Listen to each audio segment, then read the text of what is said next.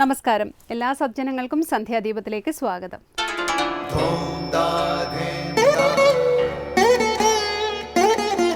ശുഭം ഭവതു കല്യാണമായുസാരോഗ്യവർദ്ധനം സർവദുഃഖ വിനാശായ സന്ധ്യാദീപം നമോസ്തുതേ.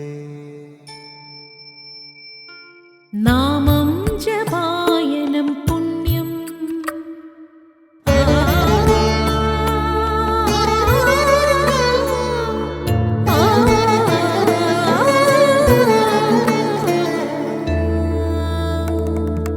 നാമം ജപായനം പുണ്യം നിരുപമദീപാങ്കുരം പോലെ സ്വരശ്രുതിലയവരമതുലം ദീവാങ്കണം മോക്ഷ സംഗീതസാരം നീളും വഴിത്താരയിൽ ജീവതാരം മന്ത്രാലാപം മായാവിൻ നിൻ പ്രസാദം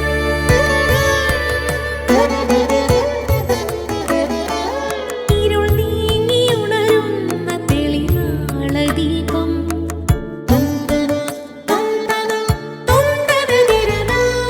ഇരുൾ നീങ്ങിയുണരുന്ന തെളിനാളദീപം പ്രണവാമൃതം ചൊരിയുന്ന ദീപം ദീപം ദീപം ദീപം ദീപം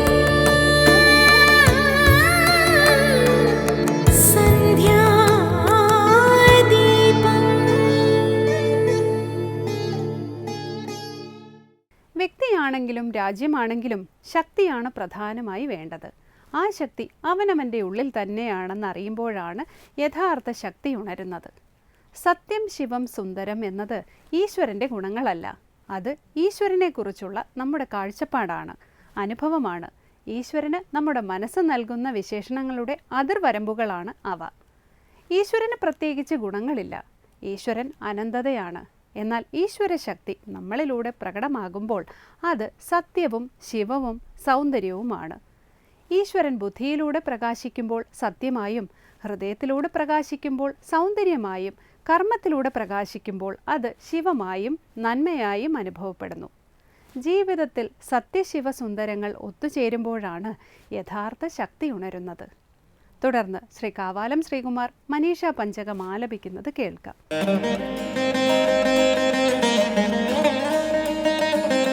യത് സൗഖ്യാംബുധിലേശലേശതയിമി ശക്രാദയോ നിർവൃതാഃ യച്ചിത്തേ നിതരാം പ്രശാന്തകലനെ ലബ്ധ്വാ മുനിർനിർവൃതഃ യസ്മിൻ നിത്യസുഖാംബുധൗ ഗളിതധീർബ്രഹ്മൈവ ന ബ്രഹ്മവിദ് യക്കശ്ചിത് സസുരേന്ദ്രവന്ദിതപദോ നൂനം മനീഷാ മമ യത്സൗഖ്യാംബുധിലേശലേശതയിമി ശക്രാദയോ നിർവൃതാഃ യച്ചിത്തേ നിതരാം പ്രശാന്തകലനെ ലബ്ധ്വാ മുനിർനിർവൃതഃ യസ്മിൻ നിത്യസുഖാംബുധൗ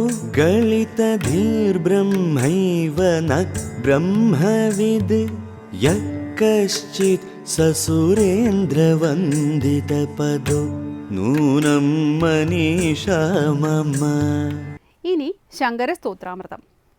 ഏതൊരു സുഖസമുദ്രത്തിൻ്റെ ലേശലേശം കൊണ്ടാണോ ഈ ദേവേന്ദ്രൻ തുടങ്ങിയവരൊക്കെ നിർവൃതന്മാരായി കഴിയുന്നത്, ഏതൊന്നിനെ സർവഗണനകളും പ്രശാന്തമായ ചിത്തത്തിൽ നല്ല പോലെ ലഭിച്ചാലാണോ മുനി നിർവൃതനാകുന്നത്?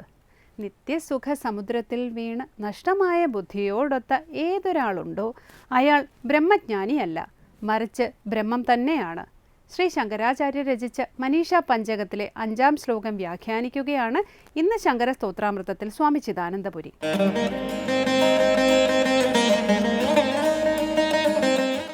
ശങ്കരകൃതികളിൽ മനീഷ പഞ്ചകത്തിൽ ഒടുവിലത്തെ, അതായത് 5-ാമത്തെ ശ്ലോകമാണ് നമ്മൾ ശ്രദ്ധിക്കുന്നത്. യത്സൗഖ്യാംബുധിലേശലേശതയിമേ ശക്രാദയോ നിർവൃതാഃ യച്ചിത്തേ നിതരം പ്രശാന്തകലനേ ലബ്ധ്വാ മുനിർനിർവൃത യസ്മിൻ നിത്യസുഖാംബുധൗ ഗളിതധീഃ ബ്രഹ്മൈവ ന ബ്രഹ്മവിദ് യഃ കശ്ചിത് സ സുരേന്ദ്രവന്ദിതപദോ നൂനം മനീഷാ മമ. ബ്രഹ്മജ്ഞൻ്റെ മഹിമയെ, ബ്രഹ്മവിജ്ഞാനിയുടെ സർവോത്കൃഷ്ടമായ മഹിമയെ പ്രകീർത്തിക്കുന്ന ശ്ലോകമാണിത്. പറയാണ് യത് സൗഖ്യാംബുധി ലേശലേശതഃ ഇമേ ശക്രാദയഃ നിർവൃതാഃ. യത് സൗഖ്യാംബുധി ലേശലേശതഃ, യാതൊരു സുഖസമുദ്രത്തിൻ്റെ ലേശലേശം കൊണ്ടാണോ, സുഖസമുദ്രം,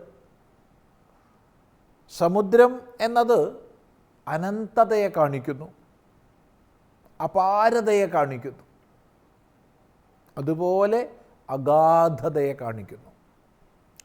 അപ്പോൾ അഗാധവും അപാരവുമായ സമുദ്രം, സമുദ്ര സമാനം അഗാധവും അപാരവുമായ സുഖം, വാക്കുകൊണ്ട് വർണ്ണിക്കാൻ കഴിയാത്ത സുഖം. ഇപ്പം സാധാരണഗതിയിൽ ഏതെങ്കിലും വിഷയങ്ങളുടെ പ്രാപ്തിയിൽ സുഖമുണ്ടാവുന്നു. ഇഷ്ടപ്പെട്ട ശബ്ദം കേൾക്കുമ്പോൾ, ശബ്ദത്തിൻ്റെ ആവിഷ്കാരങ്ങളാവട്ടെ, സംഗീതം തുടങ്ങിയവ, അല്ലെങ്കിൽ ഇഷ്ടപ്പെട്ട രൂപം കാണുമ്പോൾ, രൂപങ്ങളുടെ ആവിഷ്കാരങ്ങളാകട്ടെ, അത് ചിത്രങ്ങളാകട്ടെ, ശില്പങ്ങളാകട്ടെ, നാടകങ്ങളാകട്ടെ, നൃത്തങ്ങളാവട്ടെ, ഇനി പ്രകൃതിയിലെ വിവിധങ്ങളായ മനോഹരങ്ങളായ കാഴ്ചകളാവട്ടെ, സ്ത്രീയാവട്ടെ പുരുഷനാവട്ടെ എന്തോ ആവട്ടെ, ഇതുപോലെ ശബ്ദസ്പർശ രൂപരസഗന്ധങ്ങൾ, അവയുടെ സമ്മിളിത ഭാവങ്ങൾ, ഇവയുടെ അനുഭവത്തിൽ മനുഷ്യന് സുഖം ഉണ്ടാവുന്നുണ്ട്. ഇഷ്ടപ്പെട്ടൊരു ഭക്ഷണം കഴിക്കുമ്പോൾ സുഖം ഉണ്ടാവുന്നുണ്ട്, ഇഷ്ടപ്പെട്ട പാട്ട് കേൾക്കുമ്പോൾ സുഖം ഉണ്ടാവുന്നുണ്ട്, ഇഷ്ടപ്പെട്ട നൃത്തം കാണുമ്പോൾ സുഖം ഉണ്ടാവുന്നുണ്ട്. ഇതുപോലെയല്ല. എന്നാൽ ആ വിഷയങ്ങളിൽ നിന്നുണ്ടാവുന്ന സുഖങ്ങളൊക്കെ പരിമിതങ്ങളാണ്, തത്കാലത്തേക്ക് മാത്രമുള്ളതാണ്, തദ്ദേശത്തേക്ക് മാത്രമുള്ളതാണ്, പരിമിതമാണ്. ഒരു പരിധി കഴിഞ്ഞാൽ പിന്നെ അതിൽ സുഖമില്ല. സുഖമില്ലെന്ന് മാത്രമല്ല, പിന്നെ ദുഃഖവും ആവും. ഇഷ്ടപ്പെട്ട ഭക്ഷണം കഴിച്ചപ്പോൾ സുഖം ഉണ്ടായി എന്ന് നേരത്തെ പറഞ്ഞു, തൃപ്തിയായി, കുറച്ചും കൂടി കഴിച്ചോളൂ പറഞ്ഞാലോ വയ്യ. ആരെങ്കിലും ബലപൂർവ്വം നിർബന്ധിച്ച് കഴിപ്പിച്ചാലോ അത് ദുഃഖമായി മാറി. അല്പം മുമ്പ് സുഖഹേതുവായത് ഇപ്പോൾ ദുഃഖഹേതുവാവുകയാണ്. എല്ലാ വിഷയസുഖങ്ങളുടെയും സ്വഭാവം ഇതാണ്, അവ പരിമിതങ്ങളാണ്, ദേശകാല വസ്തു സാപേക്ഷങ്ങളാണ്. എന്നാൽ അങ്ങനെ അല്ലാത്ത സുഖത്തെ, ആനന്ദത്തെ കാണിക്കുന്നതാണ് അംബുധി ശബ്ദം, അംബുധി സമുദ്രം. ഇപ്പോൾ സുഖസമുദ്രം, യാതൊരു സുഖസമുദ്രത്തിൻ്റെ ലേശലേശം കൊണ്ടാണോ ശക്രാദയഃ നിർവൃതാഃ, ശക്രൻ തുടങ്ങിയവർ, ശക്രൻ ദേവേന്ദ്രൻ, ദേവേന്ദ്രൻ തുടങ്ങിയവർ നിർവൃതന്മാരായി ആനന്ദത്തിൽ കഴിയുന്നു. ഇപ്പം ദേവേന്ദ്രൻ തുടങ്ങിയവരെന്ന് പറയുമ്പോൾ ദേവേന്ദ്രൻ മുതൽക്ക് അങ്ങോട്ടുള്ള പ്രജാപതി, ബ്രഹ്മാവ് തുടങ്ങിയ ദേവന്മാർ, ഇപ്പം ദേവന്മാർ സുഖമായി കഴിയുന്നു. അവർക്ക് വളരെ സുഖമാണെന്നാണ് നമ്മൾ വിചാരിക്കുന്നത്. എങ്ങനെയാണ് അവരുടെ സുഖം? പറയുകയാണ് ഈ സുഖസമുദ്രത്തിൻ്റെ ലേശലേശം കൊണ്ടാണ്. ബ്രഹ്മാനന്ദത്തിൻ്റെ അനേക കോടിയിലൊരംശമാണ് അവർക്കുള്ള സുഖം. അപ്പോൾ ബ്രഹ്മാനന്ദത്തിൻ്റെ മഹിമ എത്രയാണ്? നമ്മുടെ ദൃഷ്ടിയിൽ, സാമാന്യ മാനുഷിക ദൃഷ്ടിയിൽ ദേവന്മാർക്ക് വലിയ സുഖമാണ്, അവർ സുഖാനുഭൂതിയിൽ കഴിയുന്നവരാണ്. ഇപ്പോൾ സാമാന്യ ദേവന്മാരെക്കാൾ എത്രയോ ഉയർന്ന സുഖമാണ് ദേവേന്ദ്രൻ്റെ സുഖം. ദേവേന്ദ്രൻ്റെ സുഖത്തേക്കാൾ എത്രയോ ഉയർന്ന സുഖമാണ് ബ്രഹ്മാവിൻ്റെ സുഖം. ഇതാണ് നമ്മുടെ ദൃഷ്ടിയിൽ. പക്ഷെ അവിടെയാണ് ആചാര്യൻ പറയുന്നത്, ഈ ബ്രഹ്മാനന്ദ സമുദ്രത്തിൻ്റെ ലേശലേശം കൊണ്ടാണ് അവരെല്ലാം സുഖികളായിരിക്കുന്നത്. ഇത് പറയുന്ന സമയത്ത് ഉപനിഷത്തിൽ ഉപദേശിക്കപ്പെട്ടൊരു സുഖ താരതമ്യമുണ്ട്. ഒരാൾ വളരെ ശ്രേഷ്ഠനായിട്ടുള്ള ഒരു മനുഷ്യൻ, സാധുവാണ്, ധർമാചാരനിഷ്ഠനാണ്, യുവാവാണ്, ഈ ഭൂമിയുടെ മുഴുവൻ ചക്രവർത്തിയാണ്. ശരീരത്തിന് നല്ല ആരോഗ്യമുണ്ട്, ബലമുണ്ട്, എല്ലാ ഭോഗങ്ങളും അനുഭവിക്കാനുള്ള ശേഷിയുണ്ട്, ഭൂമിയുടെ മുഴുവൻ ചക്രവർത്തിയാണ് എന്ന് സങ്കല്പിക്കുക. അങ്ങനത്തെ ഒരാൾ ഉണ്ടാവില്ല, എങ്കിലും നമുക്ക് സങ്കല്പിക്കുക. ഉണ്ടെങ്കിൽ അയാളുടെ ആനന്ദം ഒരു മനുഷ്യാനന്ദമാണ്. ആ മനുഷ്യാനന്ദത്തിൻ്റെ സകല ധനധാന്യ സമൃദ്ധിയുമുള്ള പൂർണ്ണമായ ഭൂമിയുടെ ആധിപത്യമുള്ള ആ യുവാവിൻ്റെ ആനന്ദം അതിൻ്റെ 100 ഇരട്ടിയാണ് ഒരു ഗന്ധർവാനന്ദം. അങ്ങനെയുള്ള 100 ഗന്ധർവന്മാരുടെ ആനന്ദമാണ് ഒരു മനുഷ്യ ഗന്ധർവാനന്ദം. അതിൻ്റെ 100 ഇരട്ടിയാണ് ദേവഗന്ധർവാനന്ദം. അതിൻ്റെ 100 ഇരട്ടിയാണ് ചിര പിതൃലോകവാസികളുടെ ആനന്ദം. അതിൻ്റെ 100 ഇരട്ടിയാണ് സ്മാർത്ഥ കർമ്മങ്ങളെ കൊണ്ട് ദേവന്മാരാകുന്നവരുടെ ആനന്ദം. അതിൻ്റെ 100 ഇരട്ടിയാണ് സ്വതവേ ദേവന്മാരായി ജനിച്ചവരുടെ ആനന്ദം. അതിൻ്റെ 100 ഇരട്ടിയാണ് ഒരു ഇന്ദ്രൻ്റെ ആനന്ദം. അതിൻ്റെ 100 ഇരട്ടി ആനന്ദമാണ് ബൃഹസ്പതിയുടെ ആനന്ദം. അതിൻ്റെ 100 ഇരട്ടിയാണ് പ്രജാപതിയുടെ ആനന്ദം. അതിൻ്റെ 100 ഇരട്ടിയാണ് ബ്രഹ്മാവിൻ്റെ ആനന്ദം. ഇങ്ങനെ ആനന്ദമീമാംസ ഉപനിഷത്തിൽ പറഞ്ഞിട്ടുണ്ട്. ഒന്ന് സങ്കല്പിച്ച് നോക്കുക. ഇതെന്തിനു പറഞ്ഞു എന്ന് ചോദിച്ചാൽ താരതമ്യത്തിനപ്പുറത്തുള്ള ബ്രഹ്മാനന്ദത്തെ സൂചിപ്പിക്കാനാണ്. അപ്പം ബ്രഹ്മാനന്ദത്തിൻ്റെ ലേശം കൊണ്ടാണ് ദേവേന്ദ്രൻ തുടങ്ങിയവർ പോലും ആനന്ദമഗ്നരായി കഴിയുന്നത്. അപ്പോൾ ബ്രഹ്മാനന്ദത്തിൻ്റെ മഹിമ ചിന്തിക്കൂ. തുടർന്ന് മറ്റ് വിശേഷണങ്ങളെ കൊണ്ട് അതിൻ്റെ മഹിമ പറയുകയാണ്. അത് നമുക്ക് അടുത്ത പ്രാവശ്യം ശ്രദ്ധിക്കാം.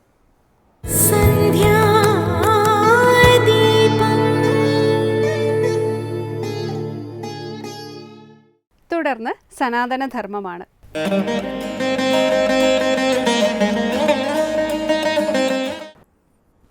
ഓം നമഃശിവായ. എല്ലാവർക്കും നമസ്കാരം. ഭാരതത്തിൻ്റെ ഏറ്റവും വലിയ സംഭാവന എന്നത് ധർമ്മത്തെപ്പറ്റിയുള്ള കാഴ്ചപ്പാടാണ്. ധർമ്മമാണ് ഭാരതത്തിൻ്റെ ഏറ്റവും വലിയ ശക്തി. ധർമ്മമാണ് നമ്മുടെ ഏറ്റവും വലിയ കവചം, നമ്മളെ പ്രൊട്ടക്റ്റ് ചെയ്യുന്നത്. അതാണ് ധർമ്മോ രക്ഷതി രക്ഷിതഃ എന്ന് പറയാനുള്ള കാരണം അതാണ്. ആരാണോ ധർമ്മത്തെ പരിപാലിക്കുന്നത്, ധർമ്മത്തെ സംരക്ഷിക്കുന്നത്, അവൻ്റെ ജീവിതത്തിലൂടെ അവനെ ധർമ്മം പരിപാലിക്കുന്നു എന്നുള്ളതാണ്. ഇതാണ് ഭാരതീയമായ ഒരു കാഴ്ചപ്പാട്. അതുകൊണ്ട് ഒരാൾ പോലും ധർമ്മത്തിൽ നിന്ന് വ്യതിചലിക്കാൻ പാടില്ല എന്നുള്ളതാണ്. അപ്പോൾ ധർമ്മത്തിൽ നിന്ന് വ്യതിചലിച്ചാൽ എന്ത് സംഭവിക്കും? ധർമ്മത്തിൽ നിന്ന് വ്യതിചലിച്ചാൽ സമൂഹം ഛിന്നഭിന്നമായി പോകും. സമൂഹത്തിലെ എല്ലാ കെട്ടുറപ്പുകളും ഇല്ലാതെയാകും. നമ്മുടെ അമ്മയും മകനെയും അല്ലെ മകളെയും തമ്മിൽ, ഭാര്യയും ഭർത്താവിനെയും തമ്മിൽ, അല്ലെങ്കിൽ ബന്ധുജനങ്ങളെ തമ്മിൽ, അല്ലെങ്കിൽ സമൂഹത്തെ ഒന്നിച്ച് നിർത്തുന്ന ഘടകം, അല്ലെങ്കിൽ രാഷ്ട്രത്തെ ഒന്നിച്ച് നിർത്തുന്ന ഘടകം ഏതാണെന്ന് ചോദിച്ചു കഴിഞ്ഞാൽ ചേർത്ത് നിർത്തുന്നത് ധർമ്മമാണ്. അതുപോലെ എല്ലാ മതങ്ങളെയും നമുക്ക് സ്വീകരിക്കാൻ സാധിക്കുന്നത് ഈ ധർമ്മബോധം കൊണ്ടാണ്. അപ്പോൾ എപ്പോഴാണോ ഈ ധർമ്മബോധം മനുഷ്യ മനസ്സിൽ നിന്ന് ഇല്ലാതാകുന്നത്, അന്ന് ഒരു കാര്യം സംഭവിക്കും. സ്വാർത്ഥത പെരുകും, അഹങ്കാരം പെരുകും. അതുവഴിക്ക് നമ്മുടെ തന്നെ നാശം, അത് നമ്മുടെ സമൂഹത്തിൽ നടന്നുകൊണ്ടിരിക്കുകയാണ്. കുടുംബത്തിൻ്റെ നാശം, വ്യക്തികളുടെ നാശം, വിവാഹ ജീവിതങ്ങളിൽ അവരുടെ ആ വിവാഹജീവിതം പൊലിഞ്ഞു പോവുക, അതുപോലെ തന്നെ കുറ്റവാളികളായി പോവുക, അടുത്ത തലമുറ വഴി ദിശാബോധം നഷ്ടപ്പെട്ട് സഞ്ചരിക്കുക, മയക്കുമരുന്നിന് അടിമകളായിത്തീരുക. ഇതെല്ലാം നമ്മുടെ സമൂഹത്തിൽ സംഭവിച്ചുകൊണ്ടിരിക്കുന്നത് ധർമ്മബോധം നഷ്ടപ്പെട്ടുകൊണ്ടിരിക്കുന്നതിൻ്റെ തെളിവാണ്. ഞാൻ അമ്മ പറഞ്ഞ ഒരു ഉദാഹരണ സംഭവകഥ ഇവിടെ ഓർമ്മിക്കുകയാണ്. അതായത് ചൈനയിൽ ലോകാത്ഭുതങ്ങളിൽ ഒന്നായിട്ടുള്ള ഒരു വലിയ വൻമതിൽ, ചൈനയുടെ വൻമതിൽ ഇന്നും ലോകത്തിലൊരു അത്ഭുതമായിട്ട് നിലകൊള്ളുകയാണ്. ഈ വൻമതിൽ ഉണ്ടാക്കിയതിൻ്റെ ഉദ്ദേശം മറ്റൊന്നുമല്ലായിരുന്നു, ശത്രു രാജ്യങ്ങളുടെ ആക്രമണം വന്നാൽ അത് പെട്ടെന്ന് ആ രാജ്യത്ത് കടന്നു വന്ന് ആക്രമിച്ചാൽ ഉണ്ടാകുന്ന ഭവിഷ്യത്ത് ഒഴിവാക്കാൻ വേണ്ടിയിട്ടാണ് ഈ വൻമതിൽ കെട്ടിയെന്നാണ്. അപ്പോൾ ഈ വൻമതിൽ കെട്ടിക്കഴിഞ്ഞപ്പോൾ ലോകത്തിൽ ഒരു രാഷ്ട്രത്തിനുമില്ലാത്ത അത്രയും ശക്തമായ മതിലാണ് അതിർത്തിയായിട്ട് നിശ്ചയിച്ച ഭാഗത്തെല്ലാം കെട്ടിയുറപ്പിച്ചത്. ഇനി ഒരു ശത്രുവിന് പോലും ആ രാജ്യത്ത് കടന്നു വന്ന് ആക്രമിക്കുവാൻ കഴിയില്ല എന്ന് ആ രാജ്യത്തെ ജനങ്ങൾ വിശ്വസിച്ചു. അവരെ ആത്മവിശ്വാസം അവർക്ക് കൂടി. ഇനി ഒരു രാഷ്ട്രത്തിലെ ഒരു ശത്രുവിനും തങ്ങളെ ആക്രമിച്ച് കീഴടക്കുക സാധ്യമല്ല എന്നവർ നിശ്ചയിച്ച് ഉറപ്പിക്കുക തന്നെ ചെയ്തു. പക്ഷേ വളരെ കുറഞ്ഞ കാലം കൊണ്ട്, അത്ഭുതമെന്ന് പറയട്ടെ, ഈ ചൈനയുടെ വൻ മതിൽ ഭേദിച്ച് ശത്രുക്കൾ അകത്ത് കടക്കുകയും രാജ്യത്തെ ആക്രമിക്കുകയും ആ ഭരണത്തെ നിഷ്കാസനം ചെയ്യുകയും ചെയ്തു എന്നാണ്. അപ്പോൾ ഇതിനെപ്പറ്റി ഒരു പഠനം നടത്തിയപ്പോൾ എന്തുകൊണ്ടാണത് സംഭവിക്കാൻ കാരണം എന്നുള്ളതിനെപ്പറ്റി ഒരു പഠനം നടത്തിയപ്പോൾ കേട്ട സംഭവമാണ്. അപ്പോൾ അതിപ്രകാരമാണ് പറയുന്നത്. കാരണം അവിടെ കാവൽ നിന്നിരുന്ന, ഈ വൻമതിൽ കെട്ടിയിട്ട് അതിന് കാവൽ ഏർപ്പെടുത്തിയിരുന്നു. ആ കാവൽ നിന്നിരുന്ന ആൾക്കാരെ ശത്രു രാജ്യങ്ങളിലെ ആൾക്കാർ സ്വാധീനിച്ചു. ധനം കൊടുത്ത് അവർക്ക് വേണ്ട ആവശ്യങ്ങൾ നിർവഹിച്ചു കൊടുത്തുകൊണ്ട് അവരെ സ്വാധീനിച്ചു എന്നുള്ളതാണ്. അവർ സ്വാധീനിച്ചു കഴിഞ്ഞപ്പോൾ അവർക്ക് അകത്ത് കിടക്കാൻ എളുപ്പമായി. വൻമതിലൊന്നും ഒരു തടസ്സമായില്ല. അതിൻ്റെ ദ്വാരങ്ങളെല്ലാം തുറക്കപ്പെട്ടു, ശത്രുക്കൾക്ക് വേണ്ടി തുറന്നു കൊടുത്തു. അപ്പോൾ സത്യത്തിൽ ആരാണ് ശത്രു? നമ്മുടെ ഉള്ളിലെ അധാർമിക ബോധമാണ് നമ്മുടെ ഏറ്റവും വലിയ ശത്രു. ധർമ്മബോധമാണ് നമ്മുടെ കെട്ടുറപ്പ്, ധർമ്മബോധമാണ് നമ്മുടെ കവചം എന്ന് പറയുന്നത് സത്യമാണ്. നമ്മുടെ ഏറ്റവും വലിയ ശക്തിയും അതാണ്. അപ്പോൾ ധർമ്മബോധമില്ലാത്ത ജനങ്ങൾ നമ്മുടെ സമൂഹത്തിൽ ഉണ്ടാകുകയാണെങ്കിൽ അതിൻ്റെ അപചയങ്ങളാണ് ഇന്ന് നമ്മുടെ സമൂഹം, അതിൻ്റെ ദുരിതങ്ങളാണ് ഏറ്റുവാങ്ങിക്കൊണ്ടിരിക്കുന്നത്. അമ്മ പറയാറുള്ളൊരു ഉദാഹരണം, ഒരു വലിയ അജാനബാഹുവായ ഒരാൾ, അതിശക്തൻ എന്ന് കാണുന്ന കാഴ്ചയിൽ അതിശക്തനായ ഒരാൾ, ആ ആളുടെ മുമ്പിൽ ഒരു കുപ്പി അല്ലെ മദ്യം കൊടുക്കുകയാണെങ്കിൽ അവൻ്റെ കൈ അതിന് വേണ്ടിയിട്ട് നീളുകയാണെങ്കിൽ അവനെ നമ്മൾ കരുത്തൻ എന്നല്ല പറയുക, ദുർബലൻ എന്നാണ്. കാരണം അവനെ സ്വാധീനിക്കാൻ ഒരു കുപ്പി മദ്യത്തിന് സാധിച്ചുവെങ്കിൽ അവൻ വെറും ദുർബല മനസ്സാണ്. ഈ ഒരു കുപ്പി മദ്യം കൊണ്ട് ഇവനെ വേണമെങ്കിൽ ഒരു കൊലപാതകിയാക്കി മാറ്റാം, അല്ലെ മറ്റ് ദുഷ്കർമ്മങ്ങളിലേക്ക് ഇവനെ കൊണ്ടുവരാൻ സാധിക്കും. അവൻ്റെ കുടുംബത്തെ നശിപ്പിക്കാം, അവൻ്റെ രാഷ്ട്രത്തെ നശിപ്പിക്കാം, സമൂഹത്തെ നശിപ്പിക്കാം. ഇതെല്ലാം സ്വാധീനിക്കുവാൻ സാധിക്കും. ഇത്തരം കാര്യങ്ങളിലൂടെ ഒരു ദുർബലനായ ഒരു മനുഷ്യനെ കൊണ്ട് ആണ് എല്ലാ അധാർമിക വൃത്തികളും ഇവിടെ നടന്നുകൊണ്ടിരിക്കുന്നത്. അപ്പോൾ കരുത്തനായ ഒരു മനുഷ്യൻ എന്ന് പറയുമ്പോൾ ഭാരതം ഉദ്ദേശിക്കുന്നത് ധർമ്മബോധമുള്ളവൻ, ആ ധർമ്മത്തെ സ്വന്തം ജീവിതത്തിൽ പ്രാവർത്തികമാക്കിയവൻ, ധർമ്മബോധത്തിൽ നിന്ന് വ്യതിചലിക്കാതെ സഞ്ചരിക്കുന്നവൻ, അവനെയാണ് ധീരൻ നമ്മൾ വിളിച്ചത്. അവൻ പ്രലോഭനങ്ങളിൽ വഴങ്ങില്ല, അവൻ ഭീഷണികളിൽ വഴങ്ങില്ല. അത്തരം കാര്യങ്ങൾ കൊണ്ടൊന്നും അവനെ സ്വാധീനിക്കുവാൻ സാധിക്കില്ല. യഥാർത്ഥ ധർമ്മബോധമുള്ളവരെ സ്വാധീനിക്കുവാൻ അവർക്ക് സാധിക്കില്ല എന്നുള്ളതാണ്. ശ്രീരാമകൃഷ്ണദേവൻ്റെ അച്ഛൻ പിതാവിനെ പറ്റി പറയാറുണ്ട്. അദ്ദേഹം വളരെ സത്യസന്ധനായിരുന്നു. അദ്ദേഹം ഒരു കള്ളസാക്ഷി പറയാൻ വേണ്ടിയിട്ട് അവിടുത്തെ ഒരു ജന്മി കൂട്ടിക്കൊണ്ടുപോകാൻ വന്നപ്പോൾ അദ്ദേഹം പറഞ്ഞു പറ്റില്ല എന്ന് പറഞ്ഞു. അതുകൊണ്ട് ഒരുപാട് ഉപദ്രവം ഈ മനുഷ്യനുണ്ടായി എന്നാണ്. ആ സാധു ബ്രാഹ്മണനുണ്ടായി. അദ്ദേഹത്തിന് ആ ഗ്രാമം വിട്ടു പോകേണ്ടി വന്നു എന്നാണ്. എന്നിട്ടും അദ്ദേഹം കള്ളം പറയാൻ കൂട്ടാക്കിയില്ല എന്നുള്ളതാണ്. സത്യത്തിന് വേണ്ടി നിലകൊണ്ടു, ധർമ്മത്തിന് വേണ്ടി നിലകൊണ്ടു. കള്ളസാക്ഷി പറഞ്ഞിരുന്നെങ്കിൽ അദ്ദേഹത്തിന് അവിടെ തന്നെ താമസിക്കായിരുന്നു. പക്ഷേ അദ്ദേഹം കുടുംബത്തോടു കൂടി ആ നാട് വിട്ടുപോയി. പക്ഷേ ഈശ്വരാനുഗ്രഹം കൊണ്ട് മറ്റൊരാൾ, അദ്ദേഹത്തിൻ്റെ ഒരു സുഹൃത്ത് അവിടെ സഹായിക്കാൻ എത്തി എന്നുള്ളതാണ്.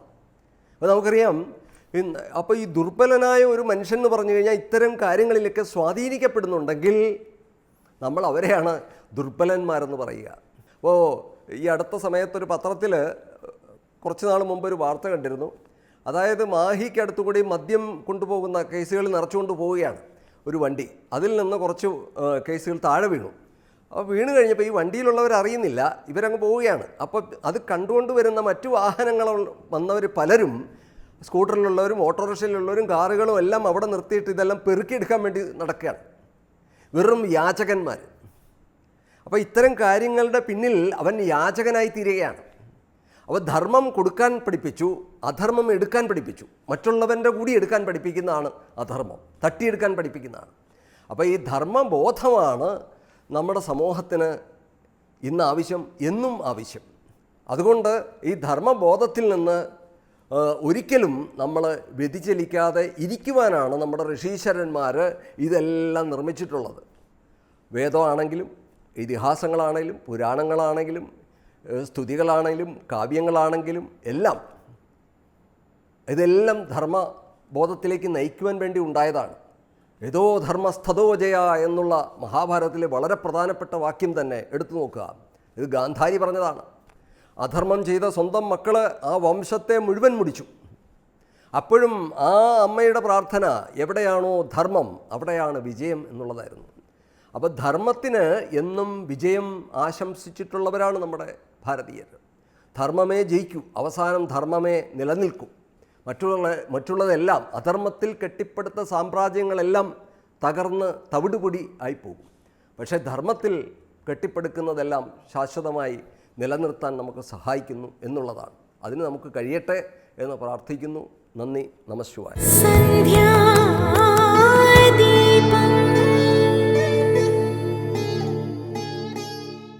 അടുത്തതായി ദീപാരാധനയാണ്.